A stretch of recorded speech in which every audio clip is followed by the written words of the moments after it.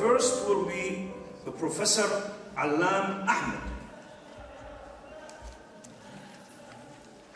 His specialty is managing human capital for a sustainable, knowledge-based economy in the Arab countries. If any mistake comes out, it's due to the handwriting of those responsible, please. Okay.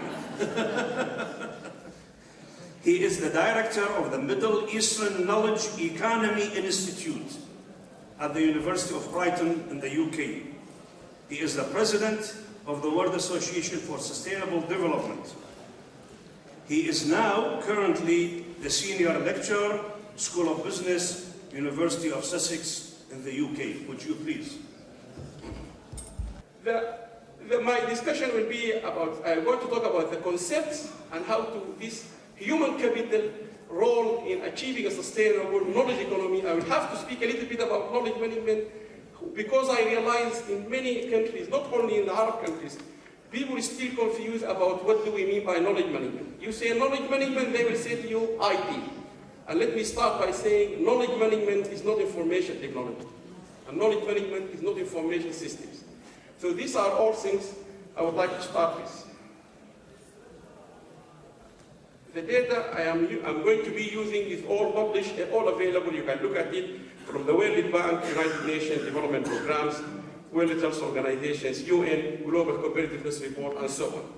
But as you will see, I'm sure those who have done work before, there is many gaps in the data about Arab countries. So you look to a country like Saudi Arabia or maybe Egypt, or whatever it is, you will find that it's, for example, knowledge economy index. You will find statistics available from 2007-8, then you come to 9 is dots.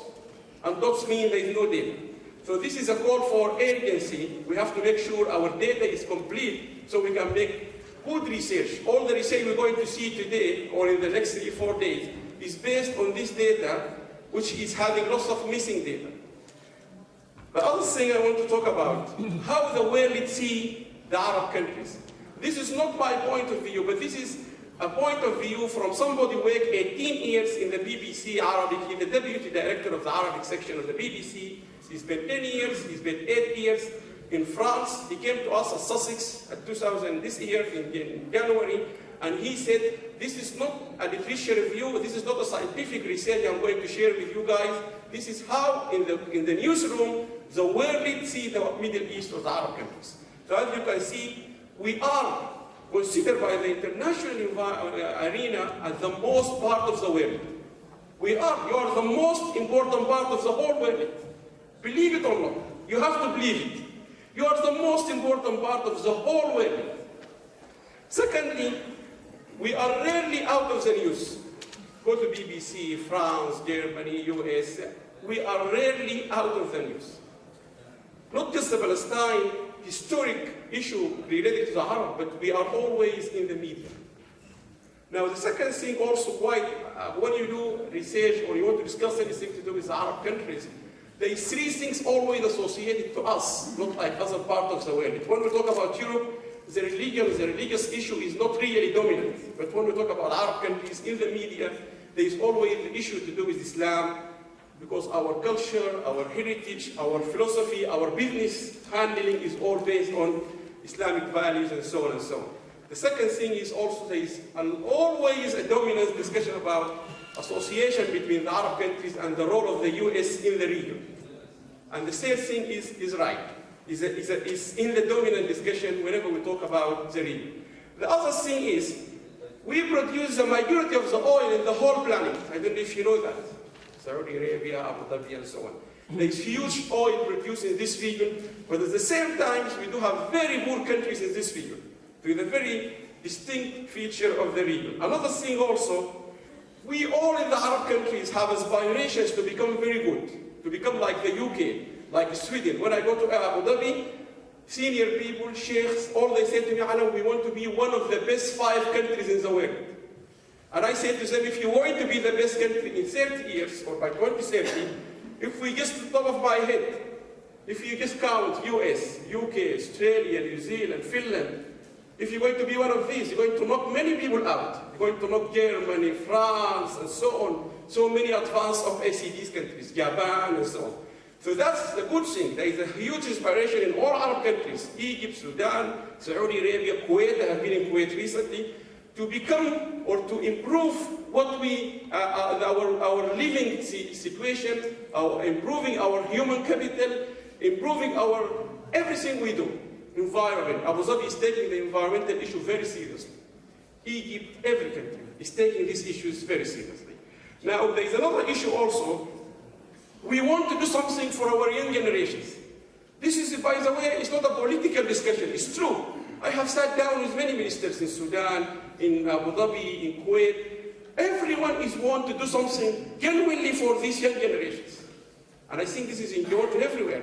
But I would like to quote one thing by His Excellency Prince Saud, the Minister of Foreign Affairs for Saudi Arabia. He was interviewed in London by the BBC, and that exactly I found is the best quote to tell about change in the Arab countries.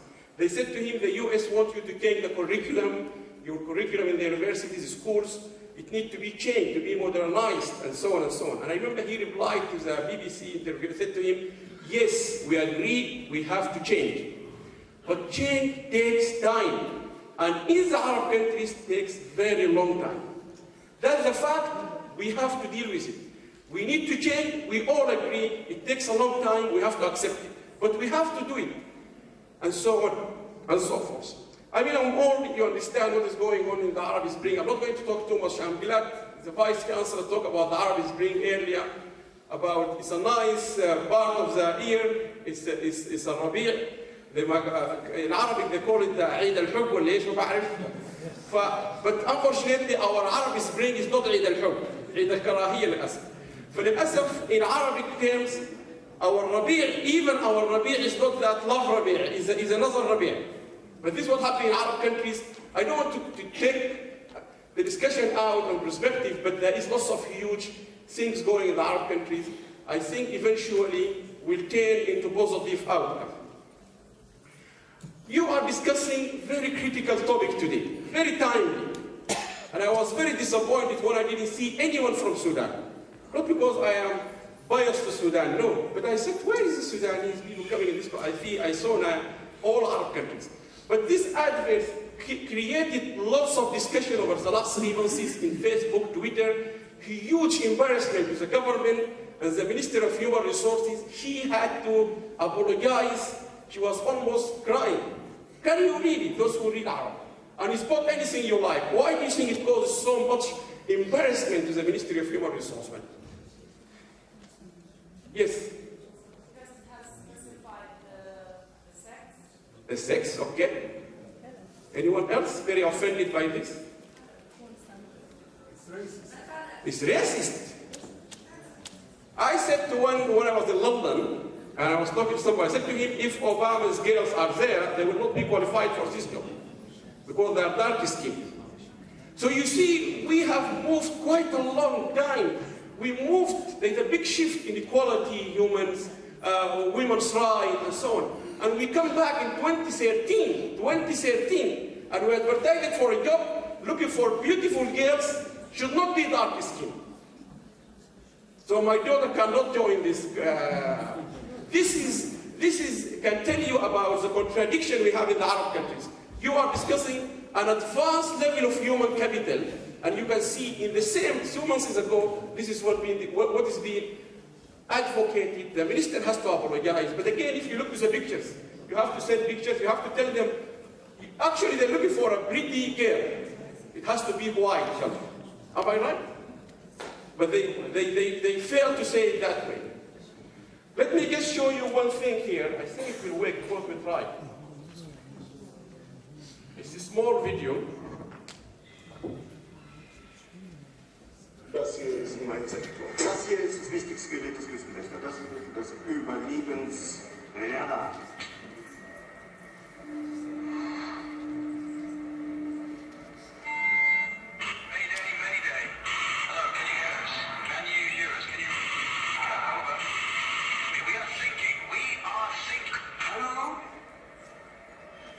This is the German Coast Guard.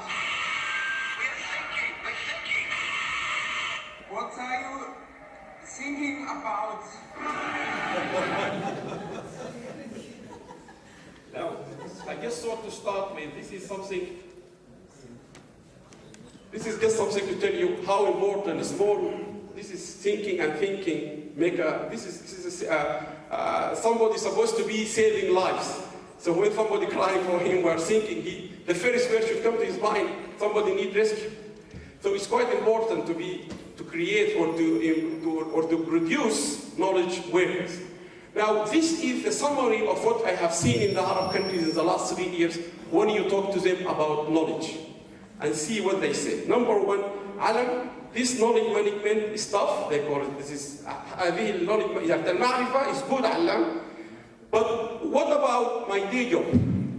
People can't see how knowledge can really be embedded in their daily jobs. They used to come to work, they do this, they go home. When you talk to them about knowledge, okay, fine, Alam, but how is it going to, what is about my job? Secondly, I am not sure I want everyone to know what I do. We talk to people in Abu Dhabi, Saudi Arabia, Kuwait, Sudan. We want you to share information, to share knowledge. Somebody said to you, why do I share it with them? And then we have another question, how do I know who knows what in the organization? I am an accountant, I am a professor of this, or I am this. How do I know who else know what in this organization? Another question, what about the security? If I share my information, I might do it is not secure. And then it is not quality information, it is not worth the efforts. This is something that took us a long time in Abu Dhabi. They said to you, Alam, they only believe knowledge is from Alam because he's coming from the UK. They don't believe they have indigenous knowledge much better than my knowledge. And I always believe the Jordanian, they know Jordan better than the Alam. No question. No one will produce coffee better than the Brazilian. No way. Because they know how to do it for many years. So that the indigenous knowledge is critical here. We have another question. Our system aren't capable of this stuff. Oh, Alam, you're talking about too much technical stuff. You're bringing new ideas. Oh, our system is very weak. And so on and so on.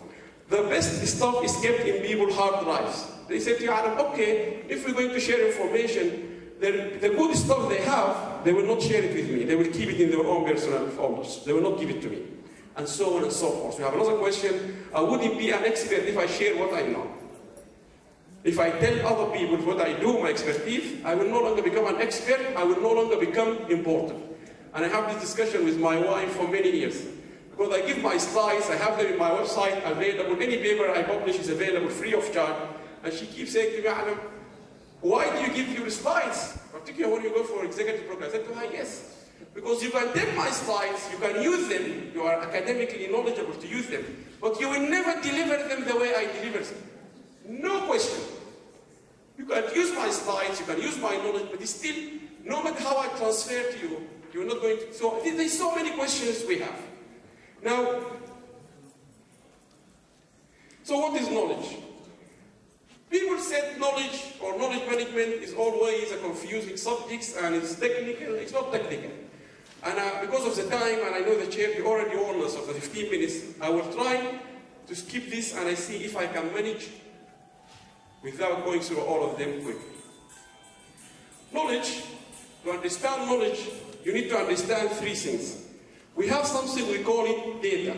Data is figures, graphs, charts, whatever it is, we call it data. أو بيانات بالعربي. هذه الداتا, this data, if you organize it, for example, you put the figures together, you put the graphs together, you put the maps together, it will change or it will transform from data into information. Tables of the students' performance in marketing subjects. But if then this information is being transformed into a mechanism or a tool to make it readily available for decision makers to take decision at the right time, then it becomes knowledge. Give you example. The vice chancellor who was sitting here, he needs to take actions. And he takes action based on knowledge, not on information. So if I take you back to what I have showed you here, so data is raw collection of symbols, of facts lacking structure or relationship.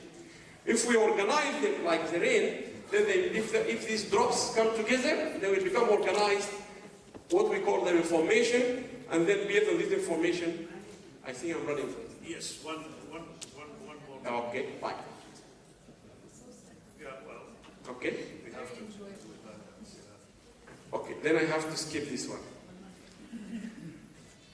Now, I got 1 minute, which is scary, but anyway, I will go this one. Now, the research generally, in summary, they said 70% of the knowledge we have is actually in people's minds, in the employees' experience and knowledge and networking, and the rest is in the files. So it's quite important to manage our, I think I will have to skip this again, because I think you all agree, knowledge management will help to reuse intellectual capital and so on. Now, the knowledge economy, I will also go quickly. The knowledge economy is based on 4 pillars. One of them is education, competitiveness, that's where the human capital comes. Education, where the human capital comes. And innovation. Innovation can only happen in an environment if we allow transparency, freedom of information, and so on and so on. But I will just give you quick snapshots. Knowledge economy index, can you see how we are? The best country in the Arab countries is United Arab Emirates. And it's coming number 42 in the whole scope. If you look to countries like Saudi Arabia, they have moved very, very fast. 26 step up. While you find countries have moved backward in the knowledge economy index. And this is by the World Bank. So we are not doing very well. I will leave this in the end. Bahrain, for example, in the digital opportunity index, interestingly, Arab country is the top country in the whole world. So we have done something good in terms of this one. Innovation index, Amman is doing well, is led by Qatar, UAE. Innovation is not always, all new ideas doesn't always make them productive in the marketplace. Patents application, you can see the Arab countries almost blank. We don't have patents.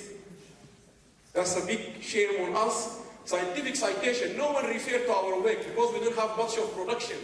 We don't have much of sales. This is World Bank. People read Allam's work in the UK, but they don't read, there isn't any reference that's significant to Arab countries. Journals are becoming dominant. People talk about our science in Europe. We need to create our own scientific journals so we can have our own. And that's why I'm very appreciative to Saudi. 2-3 only journals internationally actually produced by Arab countries. One of them is this journal by the Saudi. And this is a journal we have done for Sudan, called International Journal of Sudan Research. They're all published in the UK. And this is the one we try to do to close this gap. The journals is available. It's free of charge. We can talk about it later. Research and development. We don't spend that much on research and development, unfortunately. Again, as you can see, education. Universities number is increasing, which is a positive thing. Saudi Arabia is doing very well in this. Tunisia is also doing well. Roadmap.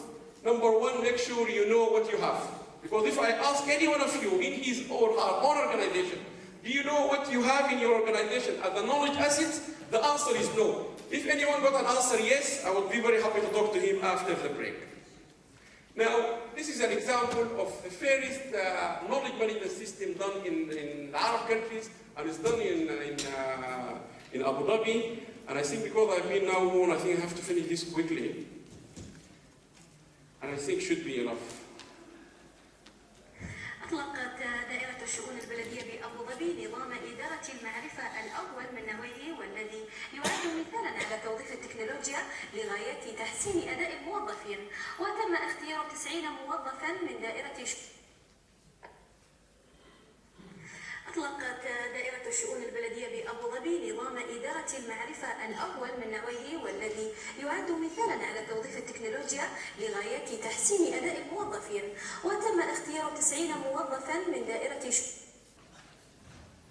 So in Abu Dhabi, for example, there are 3 municipalities, Al-Ain, Western region, and Abu Dhabi itself. And there were 4,500 employees. We have tons of mails, emails, 100 plus functioning department, lots of forms, templates, not unified, tons of information sources. We have to bring all that together and it works. And as far as I know, I don't speak on behalf of the government, but as far as I know, when I left them last year, I still going to them, they are happy, they are welcoming any visitors. We had people from Bahrain, Kuwait, and so on. If you want to see it, you can just email them, they will let you come and see it live. And just finally, to try to do what we want to do here, we need communication, is critical to break through. We need infrastructure. Infrastructures can be anything. We talk about Wi-Fi, broadband, knowledge, education to these workers. And we also need to consider change management. The thing we talked about, change management. And we also, in change management, we need to make sure that we know what we have communicated and we know what we have not communicated. And when and why is very important. And this is my recommendation, I think, just to finish with, adequate human skills and training programs to empower local workers are critical, and what you are doing here is great. And also creating an enabling environment for technological learning, building ICT capacity is critical. Do you know the average Arab university, broadband, the average Arab university, broadband, is like 50% of what we have in the Western countries in our houses. So imagine what you enjoy at a broadband in an average Arab university, equivalent to what an individual in his flat in London enjoys. Individual flat in Europe compared to an average university in Arab countries. Just have a compare about this.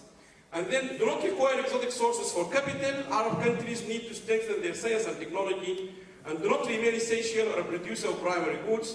Regional scientific cooperation, and that's what I think you should start by this conference. People from Algeria, Tunisia, start to work together, because this is where you can really improve quickly, and that's what the Europeans are very good in doing. They are working together, they learn from each other. If Algeria is doing something good, we don't need to do it here in Jordan. Let's learn from them. If Saudi Arabia is doing something in heart or in clinical surgery of heart disease, let's learn from them. And so on. If Abu Dhabi is doing something in energy, just learn from them. Abu Dhabi is doing something very good in GIS, one of the best in Arab countries is Al-Ain municipality, and so on. So I think I will finish here, and I'm really sorry about taking too much time. I think if you have a question at the end of, I don't know when you will. Maybe later on. Thank you so much. Thank you.